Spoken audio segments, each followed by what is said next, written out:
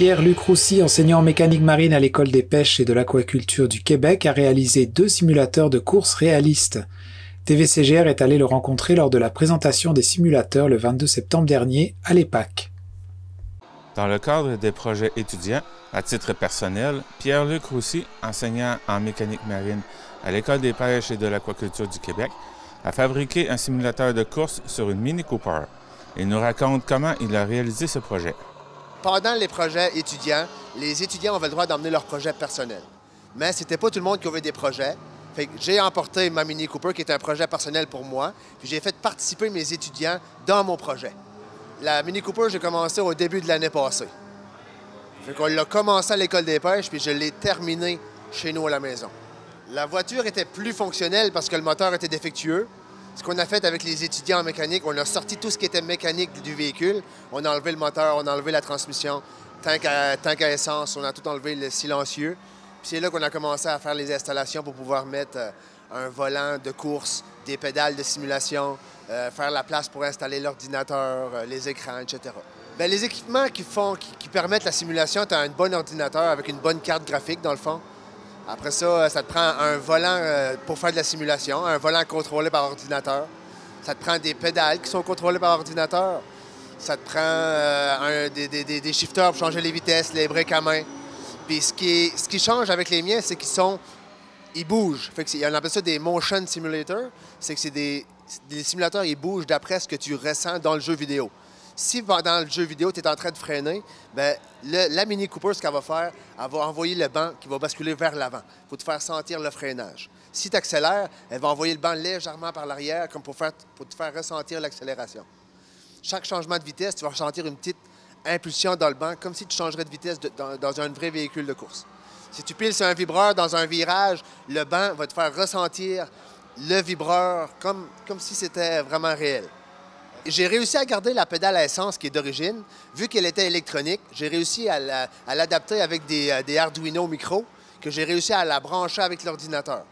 Une autre chose que j'ai réussi à garder, c'est le volant d'origine de la Mini, parce que le volant de simulateur que j'ai acheté, c'était un direct drive qu'on appelle. C'était un moteur électrique que j'ai pu adapter à la colonne de steering. Fait que j'ai réussi à garder le volant, puis les paddle shift du Mini Cooper, j'ai réussi encore une fois à les relier à l'ordinateur avec des petits Arduino micro. J'ai commandé un écran Samsung 49 pouces, puis elle fitait pile poil à la place du pare-brise. Malheureusement, je n'ai pas compté les heures, mais c'est minimum une centaine d'heures de travail par simulateur. En plus de la Mini Cooper, Pierre-Luc a également fait un simulateur en réalité virtuelle. J'avais commencé en même temps, mais je l'ai terminé comme plus par après. Lui, la différence avec le Mini Cooper, il y a seulement que le banc qui bouge, tandis que lui, le simulateur 2, que je l'appelle, tout le simulateur bouge.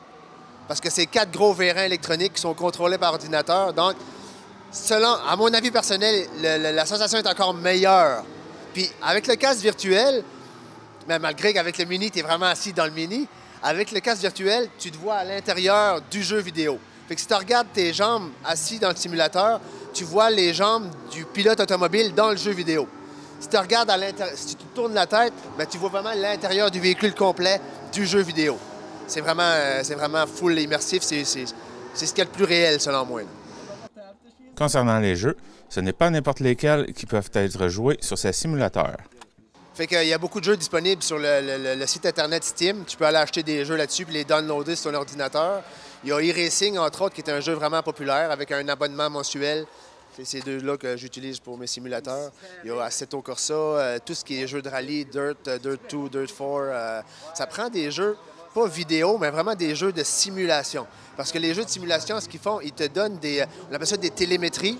Ils envoient des télémétries à l'ordinateur pour que l'ordinateur contrôle tes actuateurs pour te faire bouger selon ce que le véhicule interagit dans le jeu, dans le fond. Puis ça prend des jeux de simulateurs.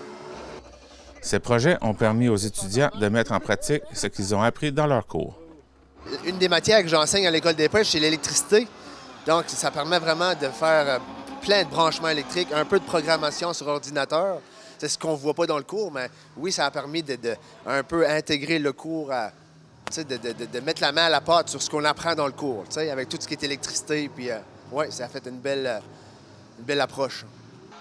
Maintenant que les simulateurs sont fonctionnels, Pierre-Luc les rendra disponibles au public, chez lui, sous la forme d'une location horaire où 2 personnes pourraient courir l'un contre l'autre, ou encore se rendre avec les simulateurs à des événements. Ce que je vais louer des séances de simulation chez nous à la maison, dans mon garage que j'ai construit cet été juste pour ça. Fait que les gens vont pouvoir prendre des rendez-vous, puis ils vont dire, bon, ben moi, je veux louer ton simulateur samedi de 7h à 8h, ben ça va coûter tant de l'heure, puis je vais vraiment louer des séances comme ça. Je suis en train de faire un genre de carte privilège. Dans le fond, la première fois que tu vas venir va coûter vraiment plus cher que les prochaines fois. Fait que maintenant qu'on parle de 80$ de l'heure pour la première fois, la deuxième serait 70, la troisième serait 60, puis après ça serait 50$ de l'heure pour toutes les fois que tu vas venir. Parce que un coup que ça fait 3-4 fois que tu es venu faire de la simulation, tu es habitué avec l'équipement, j'ai plus besoin d'être là pour te dire quoi faire. Je peux vaquer à d'autres occupations, dans le fond, là. Sur e-racing, ce que je peux faire, c'est aller créer une course, puis je m'assieds dans le Mini Cooper, tu t'assis dans le simulateur 2, puis on course carrément un contre l'autre. C'est carrément... c'est ce que je voulais, parce que, étant un gars très compétitif, mettons, on loue un simulateur, moi puis mon chum, on veut savoir c'est qui le meilleur. Fait qu'on veut courser un contre l'autre pendant qu'on s'amuse, puis t'as 2 fois plus de plaisir, puis t'as le petit côté... moi, je dirais ça, challenge, exactement. Ce que j'aimerais peut-être faire, c'est courir les événements. Dans le fond, aller Rock'n'Ride Show. Tu sais, tu as besoin d'un attrait spécial à ton événement, ben, je peux me déplacer peut-être chez vous, avoir ma propre soucoupe Internet, parce que ça prend Internet, avoir une bonne connexion. Fait que ça, j'haïrais pas ça, pouvoir me déplacer avec les simulateurs, dans le fond. Simon Durden, étudiant en pêche professionnelle, a fait l'essai de la Mini Cooper. Il nous raconte son expérience et ses impressions entre la conduite réelle et en simulateur. Hey, c'est vraiment hot. J'adore ça. C'est très cool. C'est incroyable qu'il a fait ça. Puis ben, je trouve ça très cool. J'aime comment le siège bras, c'est comme il y a tous les sons parce qu'il y a les speakers qui jouent les sons de la route. Puis l'auto, c'est trippant. J'aime ça beaucoup. J'ai écrasé quelques fois dans le côté. Je sais pas si j'ai fait un tour au complet sans erreur, mais je pense que je vais aller bien la prochaine fois que j'essaye. Ça se ressemble pas mal, mais j'ai jamais conduit manuellement, alors c'est beaucoup plus difficile. Alors c'est beaucoup plus challenging. Alors. C'était Jean-Denis Laperrière à Grande-Rivière.